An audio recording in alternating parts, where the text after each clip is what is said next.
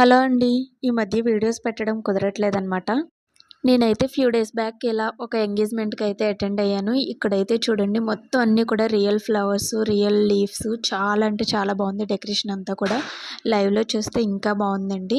ఇది morning time. Night వచ్చేసరికి decoration అంతా కూడా ఎలా చేస్తారు, కొయ్య బొమ్మలు, చెక్క బొమ్మలు అంటారు కదండీ!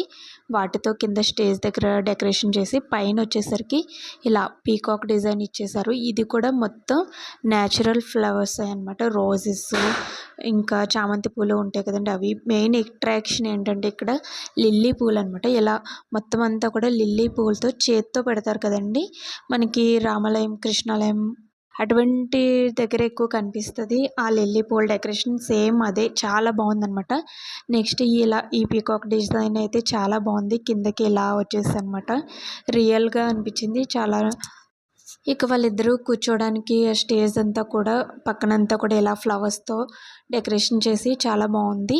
ఇక అక్షింతలు వేయడానికి అయితే జనాలందరూ కూడా చాలామంది వెయిటింగ్‌లో ఉన్నారు. అంత జనం ఉన్నారు కూడా ఇక్కడ. ఇక ఫుడ్ ఐటెమ్స్ అయితే నా వల్ల కాలేదనమాట తీయడం. అన్ని ఐటెమ్స్ ఉన్నాయి. సో నేను తినడంలోనే కాన్సంట్రేషన్ చేసేసాను. ఇక్కడ అయితే నాకు అట్రాక్షన్‌గా ఈ పెళ్ళికొడుకు, పెళ్ళికూతురు బొమ్మ అయితే చాలా బాగుందనమాట. ముందుకెళ్ళి తీయడానికి ఇక్కడ వైర్లు అవి ఉన్నాయని తీయలేదు.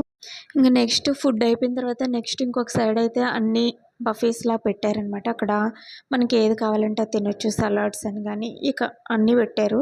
ఇది కూడా చాలా అనిపించింది. చాలా ఎంజాయ్ చేశాను. మీకెలా అనిపించిందో కామెంట్ చేసేయండి. డెకరేషన్ కూడా